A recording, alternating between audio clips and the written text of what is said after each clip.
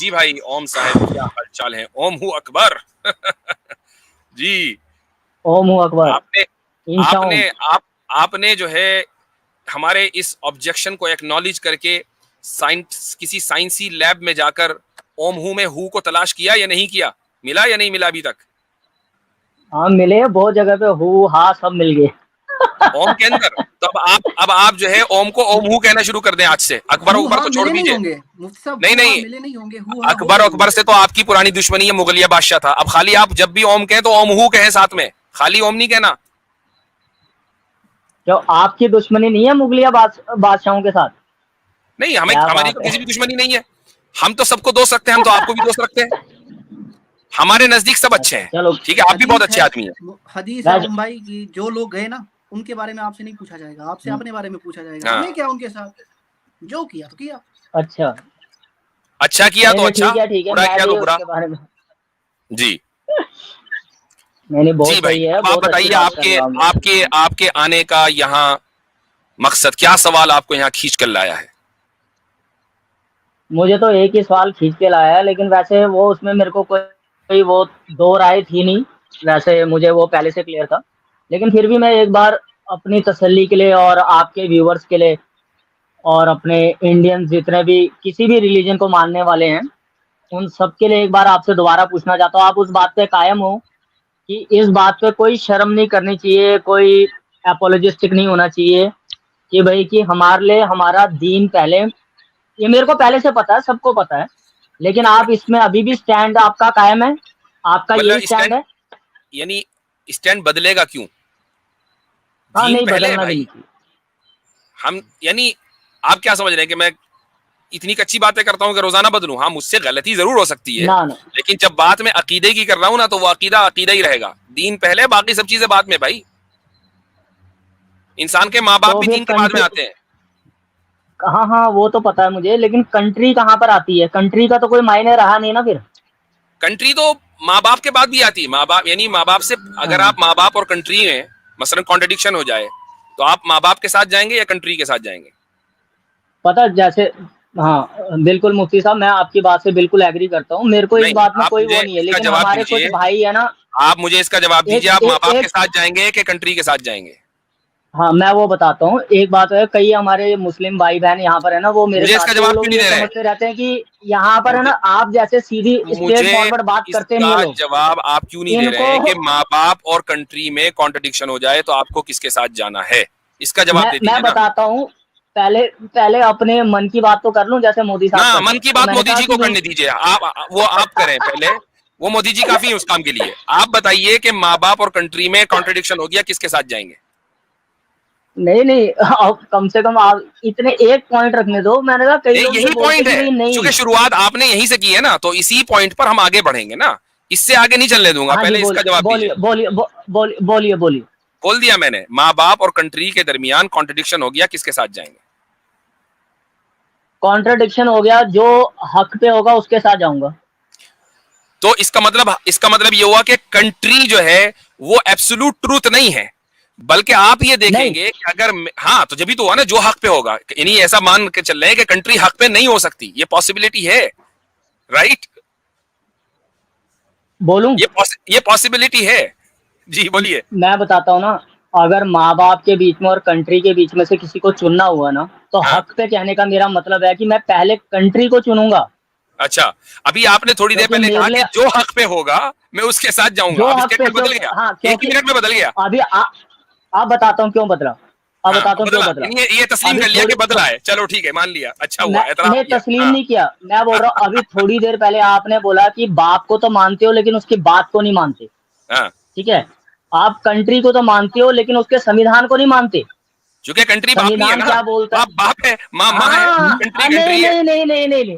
हाँ, हाँ नहीं तो मुफ्ती फिर साहब, आपने एक वहां पर सेकंड ओम भाई, एग्जांपल वो एक फिट सेकंड, की। एक सेकंड ओम हाँ। भाई, ओम भाई, आप एक नहीं नहीं सेकंड। नहीं, एक सेकंड मेरे को ये कंप्लीट करने दीजिए। अदरवाइज जी। हाँ, मेरे को ये कंप्लीट करने दीजिए, मेरी बात सुनो।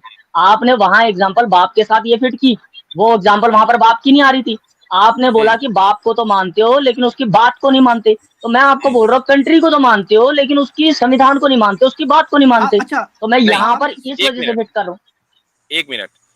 आप ये कह रहे हैं कि एक इंसान अगर कंट्री को माने लेकिन कंट्री के संविधान को न माने तो जाहिर सी बात है वो कंट्री से बाहर है, वो कंट्री का नहीं है। मैं और आप दोनों एक ही बात कह रहे हैं, मैंने कौन सी गलत दूसरी बात कही है? मैं भी यही कह रहा हूं कि आप अगर किसी मुल्क में रहते हैं तो वहां के संविधान को या वहां के कॉन्स्टिट्यूशन और लॉ एंड ऑर्डर को आपको मानना पड़ेगा, ये भी इस्लामी हुक्म है।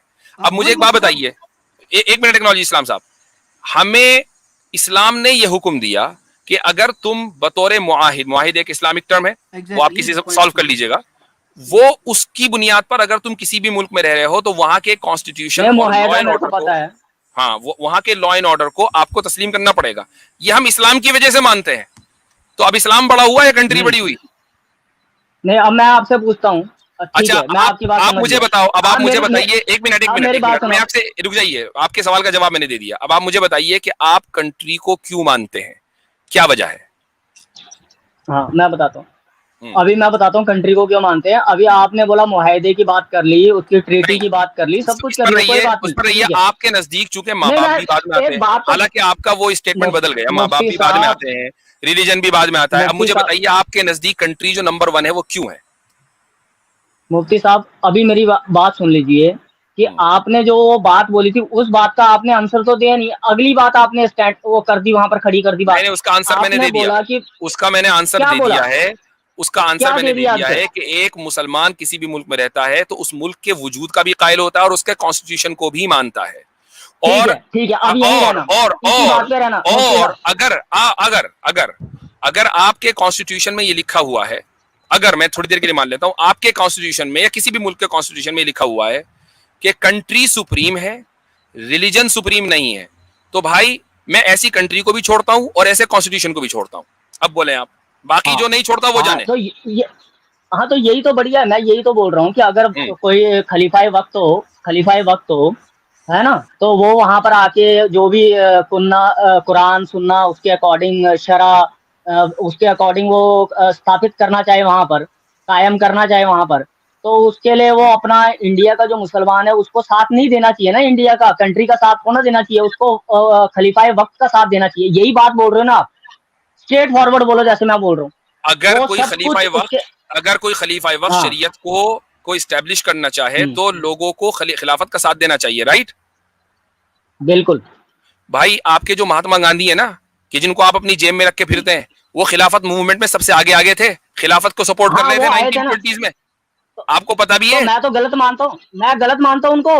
तो आप उस नोट को फाड़ो मेरे सामने अभी और वीडियो ऑन करके, जिसमें महात्मा का फोटो है। बहुत चीज वो हो चुका है, लेकिन आप कॉन्स्टिट्यूशन जो महात्मा को महात्मा का खिताब दे रहा है, मुल्क खिताब दे रहा है, वो महात्मा का खिताब खत्म करने के लिए आप तहरीक चलाओ।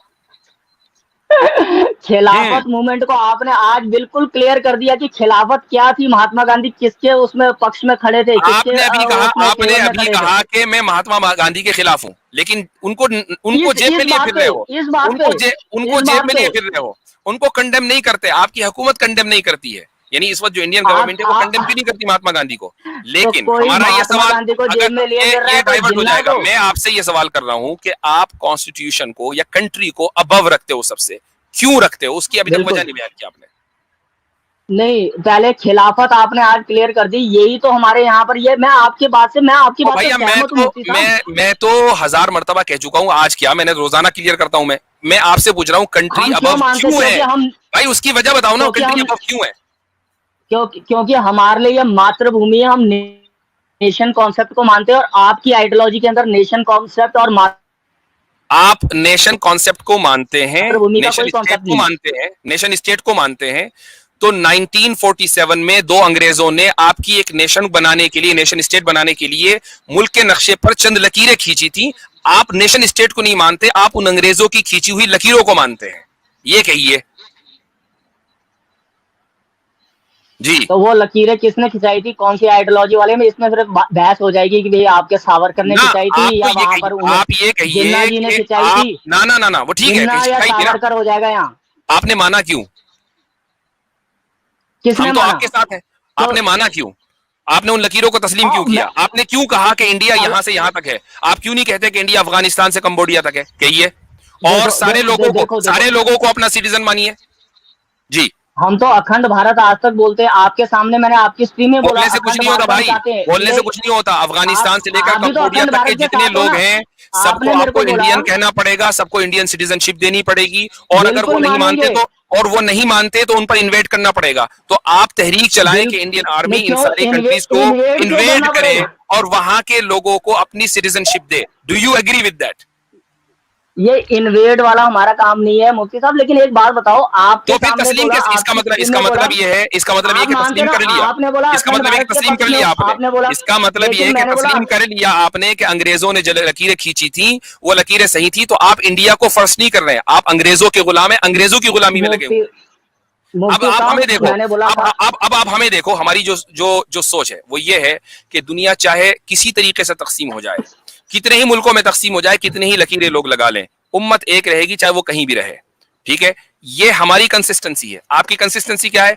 कोई अंग्रेज आके यहाँ लकीर खींच गया, कोई तुर्की आके उधर लकीर खींच गया, कोई मंगोल आके वहां लकीर खींच गया, आपने सबकी लकीरों को मान लिया। तो भाई आप इन लोगों की प्रस्तिश कर रहे हो, आप इंडिया के नहीं हो, आप इन लोगों के गुलाम हो। That's your reality. नहीं ठीक है, मुफ्ती साहब, होगी बात बात। ये है, बात चले सिर्फ इतनी सी है कि मैंने ये चले, बोला बात था, बहुत, आप अब बात मैंने बहुत बोला था बड़ी है। अखंड भारत तब चाहेंगे जब आक्रांताओं और के आने से पहले का जैसे अखंड और भारत बनेगा, और और वैसा और अखंड भारत चाहिए, एक उसको मैं एडवाइस और तस्लीम करता दूंगा हूँ। कि जब अखंड भारत आप बनाने चले तो भाई प्लीज अफगानिस्तान से स्टार्ट कीजिएगा। ठीक है, चले, शुक्रिया बहुत बहुत।